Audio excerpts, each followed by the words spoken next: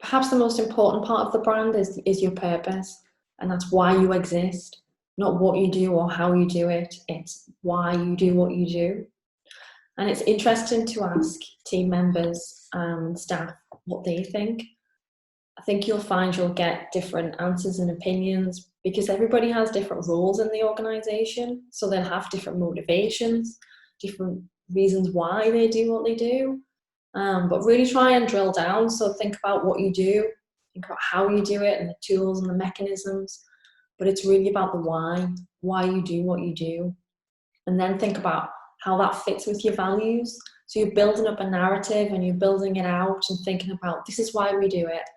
And these are our values that we hold dear in everything that we do.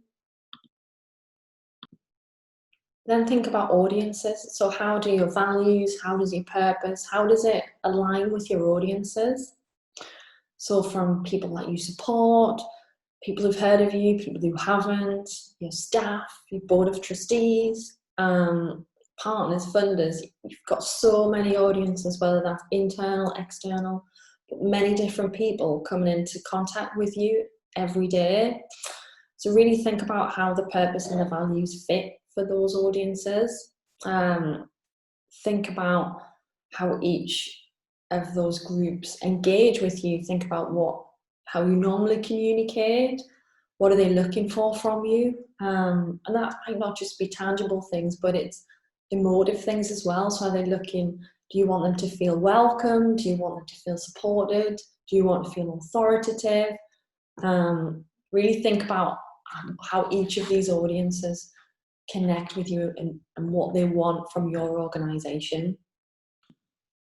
So thinking about naming, you might be 100% happy with your name, and that's fine, but actually things might have moved on, your activity might be broader, or possibly you're considering a merger, and those are the opportunities to think about a new name. But it's not just as simple, I guess, as coming up with one word, because those names just aren't available anymore. You can check it with Charities Commission, and you should always check domain names, but quite often you have to be a little more innovative with how you're going to approach the naming. Could be 2 words, 3 words, a joined name. So it's interesting, I think, if you are going through this process,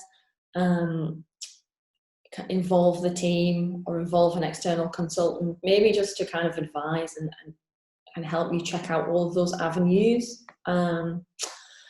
Importantly, when you might have a short list, so you've maybe done a little bit of name generation, a little brainstorm, test it again with some of your audiences, with your team. Think about if it fits with your values. Do people find it understandable? Will it be relevant for the future, not just now? And is the domain name available? It is quite a key one there at the moment. So once you've got your values and your idea of purpose, and you think about your audiences, it's at this point that you should start to look at the logo and what that wider visual identity is. If you've got an existing logo for your organization, look at how it benchmarks with those values and with the purpose. If you're coming up with a new logo in line with a new project, then really think about how that all works together. There's so many different identities, brand identities out there, whether it's a logo, just a piece of type, simple 2-color, 1-color. There's so many different directions you can take, but it has to be right for you. It has to reflect you. And I think when you look at a number of these that I've grabbed, there's a commonality there and there's a simplicity. So whether you used it large or small, each of these would scale up and scale down. They each have something quite memorable that would be relevant to their organization. So it's really about creating something that is unique to you. It has to be memorable. So think about when it's used on its own as a little profile picture on social media, how does it scale down and what does it look like? Is it unique? Does it really feel like it's something different, or does it feel like you've seen it before? is it understandable? So does it make sense? I think sometimes things can be so complex, and there might be a really deep idea behind it, but does it make sense to the people around you and the people that you're working with and people you support? And importantly, is it believable as your organisation? Would people look at it and think of you? So if you ask yourself those questions as you're working through developing that logo, then I think that would be really important. Obviously, it is quite rare that a logo would be seen in isolation. So when you think about how it does come to life in the wider world, whether that's on t-shirts and you're looking for brand advocates, some communications, signage, donations, it really has to work in a lot of ways. So whatever that logo is, needs to be really strong. It's also interesting, we can learn a lot from some larger organisations. And remove the logo off here. So I think it's an interesting one. When we look at it, do you know who it is? And make a little mental note. But they have got a strong typographic style, strong colour. There's a definite imagery tone there. There's a tone of voice. So when we click through and the logo appears, you can see who that organisation is. Now, I think that's an interesting exercise that anybody could do. If you've got all your communications, perhaps lay them out, do a little mini audit and cover the logo. You know, what does it look like? If everything feels inconsistent and doesn't connect, then there's a definite kind of disarray there. Whereas if you cover the logo and it still feels, everything feels like it's from one cohesive suite of materials, then I think, you know, you're on the right lines. And this organisation also has a really distinct tone.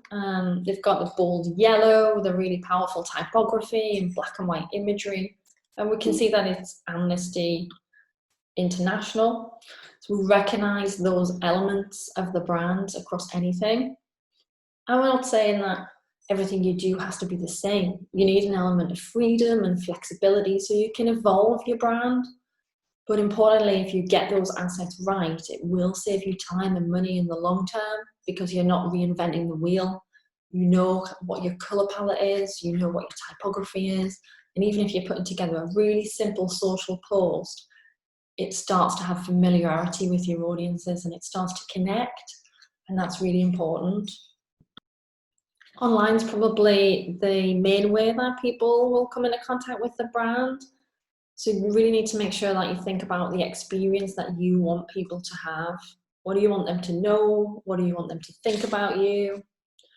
Even with a 4 or 5 page site, think of it like meeting a person for the first time. Welcome them, show them the things that you want them to see, talk about the important things about your organisation. Find out what they need from you, and direct them there as easily as you can. Just make it really easy, accessible, and use your visual identity, so your colours, your typefaces, and your messages to really reinforce your brand. Tone of voice is the way that you sound and the way that you communicate. So how do you write your messages? What's the tone? Are you formal? Are you chatty? Are you human, personable, warm? Really think about what tone you want your communications to have. There are different ways to write, of course. So, for instance, you can see an example here with Tyne Housing. So we actually looked at how their tone could reflect their values. So these are their value statements. So they want it to be human, personal, and empathetic, which fit in with their belief in people. Straight talking, real and conversational, because they don't give up. They want it to be active, bold, and positive, because they activate change. And be leading, incredible, and community-minded, because they work together. And these were really important in defining how the narrative comes to life. So throughout their brand guide, there was hints of some of those tones, and there's there'll be certain times when the different tones come more to the fore and some need to kind of step back. But it's important to establish what those are and how you need to use them and flex them within your communications. Importantly, it's not just about how your brand looks, feels, or sounds. It's about how people bring it to life. It's about how you relate to each other within the team. It's about the interactions with the people you support and how you behave with your audiences. It's all of these things that will really help to embody your brand. And people will make their own perceptions. So about the visual identity, how it looks, sounds, but importantly, it'll be the people that they remember. I know this has been a pretty quick whistle-stop tour into branding so far, but very quickly, I think if you are embarking on the brand development process, really think about who you can work with. You know, there's a lot you can do internally, thinking about your values and purpose, but you might find that working with a designer or a consultant can really help you bring that to life and give you a kind of different view on things. But it really helps to have that relationship. It should be a collaborative project, and you want somebody who you can really work with, talk to, and who'll really understand you. It's also important to involve people within your organization, whether that's staff, directors, the board of trustees. Think about who might need that final point of approval from, and involve them. There's nothing worse than kind of getting to the end and somebody disagrees, maybe because they haven't been involved. So that's really important. And you'll find it's such a good morale boost. It really gives people a sense of ownership, and people feel proud that they've been asked to be involved. Like, don't be afraid to voice your opinion. So if you are working with a designer or a consultant, you know, tell them if something's not working for you. You know, this needs to be right, and it's a process of working together. Have faith in your brand. I think if you might have already have an identity, or you're working through the process, or you've just recently had a new brand developed, I think have faith in it and stick with it. Quite often people get bored, as we saw with the government communications, and after a few weeks they start playing around, changing it up. But really have faith that this has been created for a reason, and it can, you know, do a very strong job for you. And ultimately have fun. I think this whole process, developing your brand, thinking about who you are, what you want to look like, what it should be, it is a really fun process, and you can involve people. So enjoy it. And I'll leave you with this, which was a phrase that Emily from Matter of Mind Coaching had in one of her online seminars. And I just think it's really powerful. You know, opportunity is there for us to seize.